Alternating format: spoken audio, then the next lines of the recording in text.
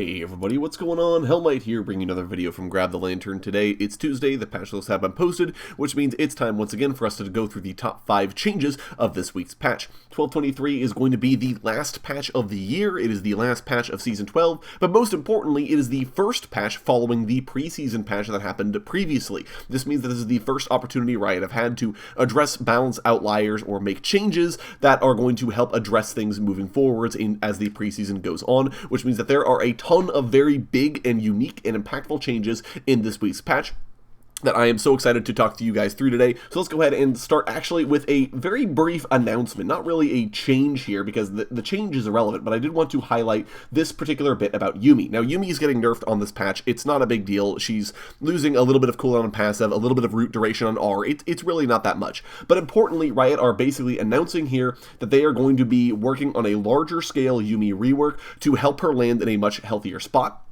Right, like Yuumi as an attached, untargetable enchanter that can provide value to her team, but they want to limit her aggressive CC output and damage and emphasize the more enchanter-based healing and shielding, as well as reducing her scaling and making her more dependent on her own lane success to win games. So unlike on the live patch where Yuumi can kind of lose bot lane and then go attached to the top laner and win the game anyways, that should be less of the case following the large-scale rework. Again, not really a change on this week's patch. I don't care about the Yuumi nerfs here, they're whatever, but I did want to highlight that this is something that Riot are looking into for those of you who are interested.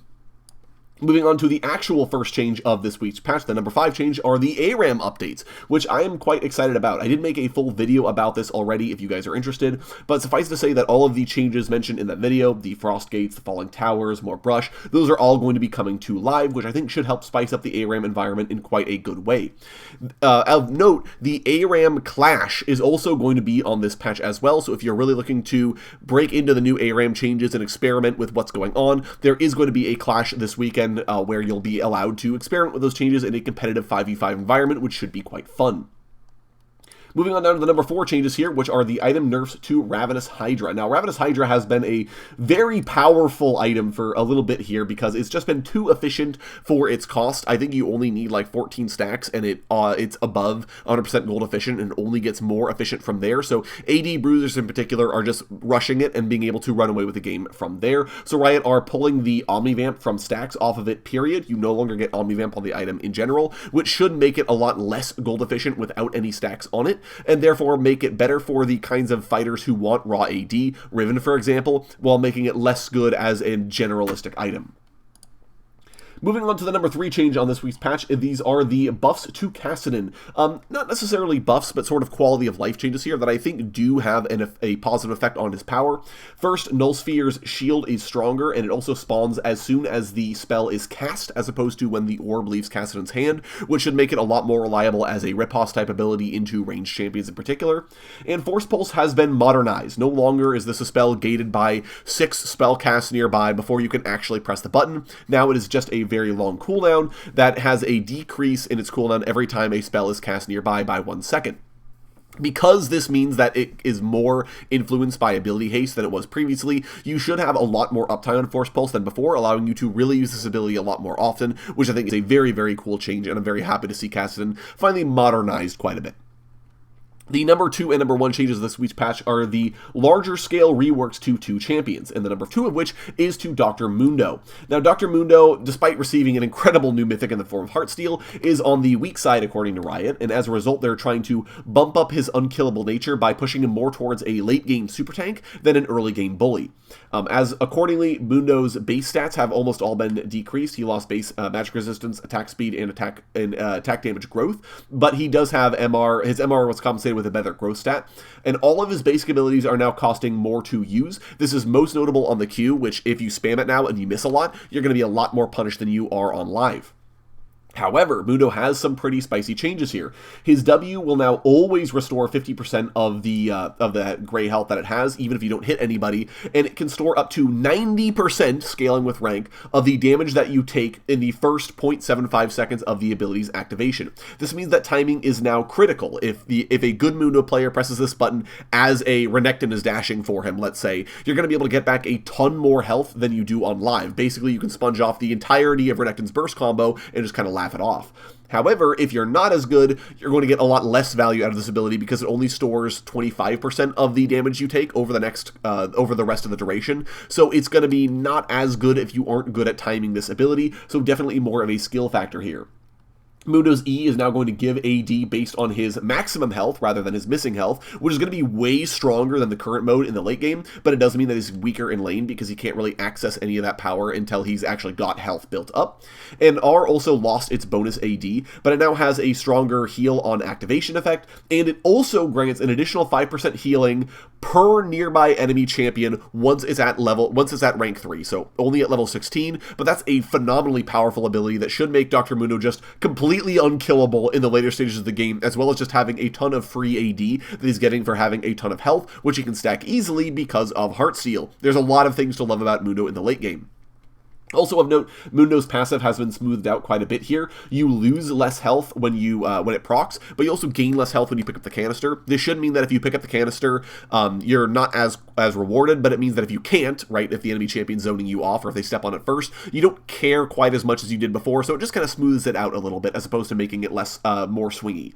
Overall, I think these changes should make Mundo much stronger in the later stages of the game, especially with Heartsteel, but he'll require a good amount of skill on the W timing now versus what he does right now, and his laning phase is going to be significantly weaker than before, so he's a lot more of a scaling pick.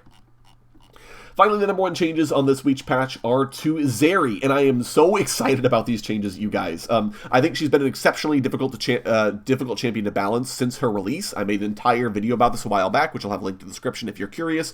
And the two things I highlighted in that video is that Zeri's range needs to come down because she had the longest base attack range of any champion in the game, barring auto attack modifiers, and her ability to go infinite in team fights. Those were the two factors of Zeri that I think really were contributing to her being difficult to balance, and lo and behold, Riot are nerfing both of those on this week's patch, so I feel very vindicated, but either way, I'm just happy for what this means for Zeri, because Riot now have a ton of power to give back to her. So first, the things Riot nerfed. Zeri's Q is giving 75 less range. Now, 750 is still 100 units more than Caitlyn's base auto attack range, so Zeri is still the longest range AD carry in the game before you guys start at your keyboards complaining about how this is ruining the champion. But functionally, I love this change because it means she has to play closer to the action. And Zeri's R has also been reworked here a little bit. Now, if she hits a champion with her R, she gains a flat movement speed and attack speed bonus, as well as the chain lightning effect for 5 seconds. And if you hit a champion with your Q or auto attack, it refreshes the buff by 1.5 seconds. And this cannot be refreshed longer than the overall duration of the ability. What this means is that if you have 5 seconds remaining on your ultimate and you hit someone with a burst fire, it doesn't get you to 6.5 seconds, which means that Zeri can't go infinite. She can't maintain the ultimate forever in a day like she used to be able to. She has to be able to consistently hit shots, and if she's unable to do that, her ultimate is a lot more likely to run out. She did keep the infinite movement speed. That is the same, you guys, so she still will be able to, if she hits enough shots, if the fight goes long enough, she'll have a ton of bonus movement speed, but the duration on these changes is the really big deal here, and it should curtail her ability to kite backwards with her ultimate forever until eventually she has enough movement speed and wins the fight and then can run down everyone who's trying to run away from her, which I'm a big fan of these changes. As a result of these nerfs, Zeri has gotten some crazy buffs to compensate. First, she's gotten a bevy of base stat buffs, so she'll be a lot more durable and have a lot more movement speed than she does on live. This is to compensate for her having to play closer to the enemy team. Burst Fire does more damage, and the excess attack speed to bonus AD conversion ratio has been increased slightly, which is quite nice. Ultra Shock Laser does physical damage. The cast time now decreases with attack speed, and the missile speed has been increased by an appreciable amount as well, but the beam will take slightly longer to come out than it does on live. And I really like the changes here to Spark Surge. Now, for 5 seconds after using the ability, she just gets the Lightning Rounds effect, and her Burst Fire deals additional magic damage to the first enemy it hits.